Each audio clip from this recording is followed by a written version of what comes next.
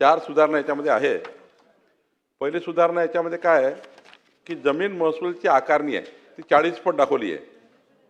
ही जी नजराना आहे 40 पट, हा नजराना आपण यातून रद्द करतोय, ही तरतूद रद्द करतोय। हे आहे आपला जो नजराना असतो ना शेतसाराच्या 40 पट दाखवला आहे आणि हे अमाऊंट किती आहे? फार कमी आहे। 40 पट गेलं तर 30 रुपये 40 रुपये एवढी वसूल करायसाठी आपले अधिकारी याच्यामध्ये धावत असतात 3-3 4-4 वर्ष, आणि त्यामुळं कारण नसताना आपल्या या विषयावर अडचणी तयार होतात। त्यामुळं कुळाला मालकी हक्क दिल्यानंतर 10 वर्षांनी विक्री परवानगी देताना आकाराव्याची 40 पट नजराना रक्कम किरकोळ असल्याने सदर तरतूद रद्द करण्यात येत आहे। हा एक सुधारणा आहे। दुसरं अध्यक्ष महोदय 63(1) मध्ये आपण असं म्हणतोय, खरं तर जी औद्योगिक प्रयोजनाकरता जी जमीन खरेदी करण्याबाबतची तरतूद आहे याच्यामध्ये थोडी सुधारणा आपण आणतोय। ही अशी आहे की जी जमीन आपण खरेदी करतो एखाद्या प्रोजेक्ट करता किंवा जे कुळ काही जणी खरेदी करतात त्यावेळी 400, 500, 800 एकर जमीन खरेदी करतात, आणि मग ही जमीन खरेदी करताना संपूर्ण समूह खरेदी करताना 4-4, 5-5, 6-6 वर्ष लागतात। समजा एखादा औद्योगिक प्रकल्प आहे किंवा जे काही या कायद्यामध्ये आपण परवानगी देतो त्याला पहिली खरेदीपासून शेवटची खरेदीपर्यंत याच्यात 4 वर्ष चालले जातात।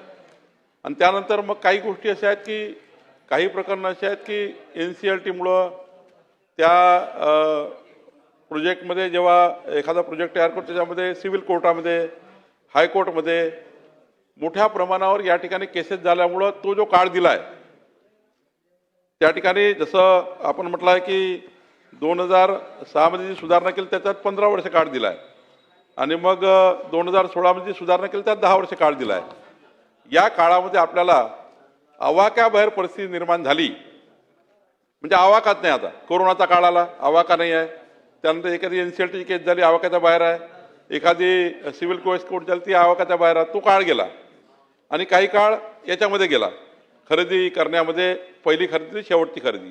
तर शेवटच्या खरेदीपासून जर विचार केला तर मग 15 वर्ष की 10 वर्ष करायचे कुठून पकडायचे ही तरतूद नाही आहे।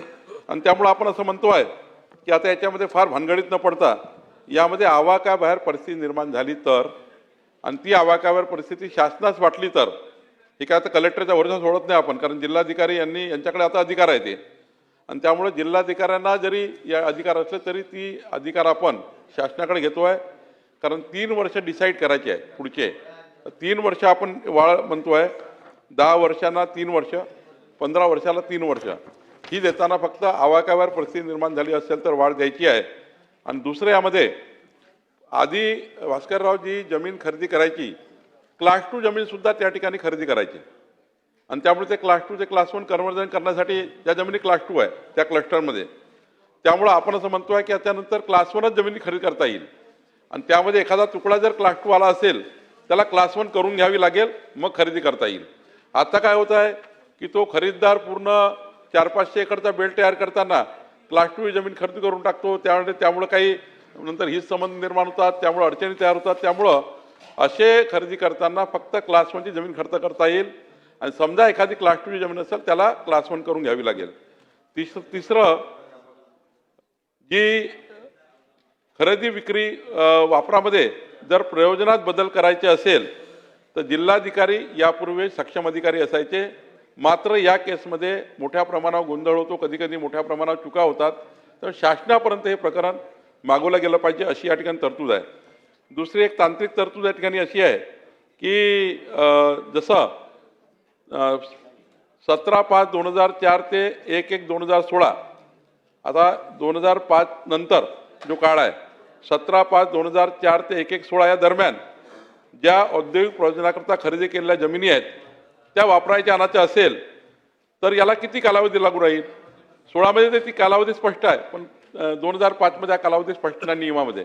त्यामुळे ही तांत्रिक एक सुधारणा याच्यामध्ये आहे की याच्यामध्ये असं म्हणतोय की 2005 ते 2016च्या मधात जे प्रकरण झाले आहेत त्याला 2005ची तरतूद लागू करावी, 2016च्या नंतर जे काही क्लस्टर झाले असतील त्याला 2016ची तरतूद लागू करावी, एवढी तांत्रिक ती सुधारणा आहे.